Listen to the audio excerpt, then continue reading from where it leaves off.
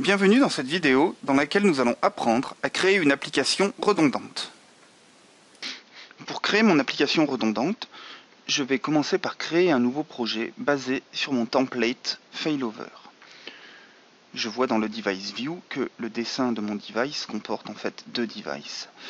Je vais également importer la définition d'automate de carte Linux que je vais utiliser pour faire cette démonstration. Donc j'ai sélectionné ma définition d'automate, je crée maintenant un programme dans lequel je vais juste faire une petite addition. Je vais additionner deux variables et je vais stocker le résultat dans une troisième variable. Je crée mes variables qui seront du type double entier.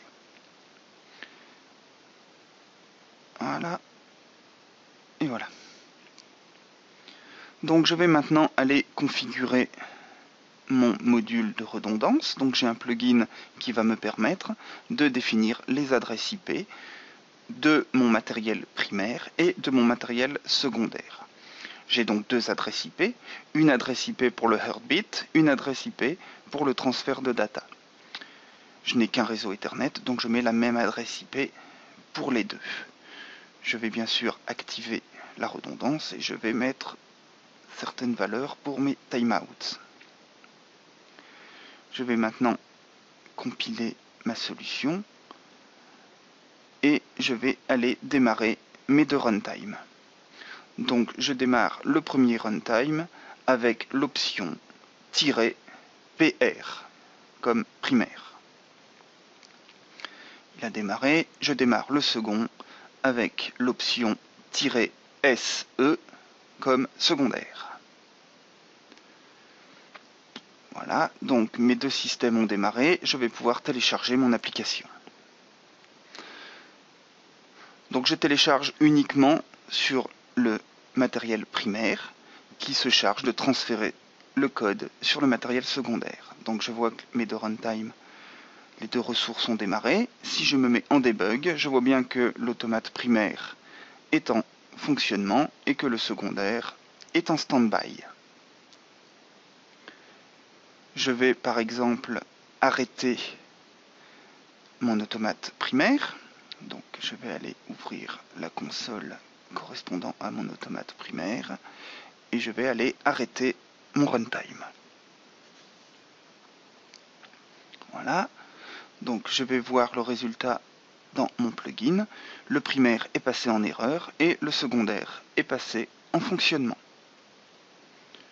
Je vais redémarrer mon automate primaire, donc toujours pareil, avec l'option "-pr".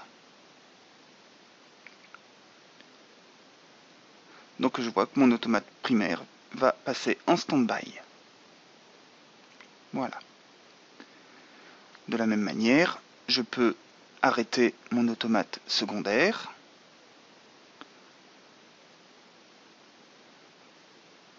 Je vois que l'automate primaire a repris la main et que l'automate secondaire est en erreur. Je vais le redémarrer, toujours avec l'option "-se",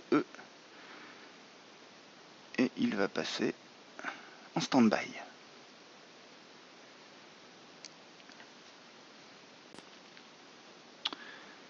On va aller voir maintenant l'état de mon compteur.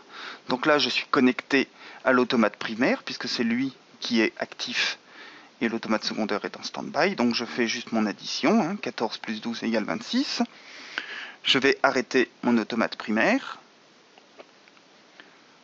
Voilà. Donc je vais perdre la communication quelques secondes.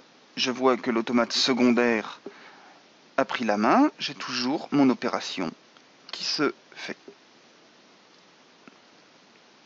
Cette vidéo est maintenant terminée. Si vous voulez nous contacter, vous pouvez nous écrire à support@isagraph.com ou support europe@isagraph.com.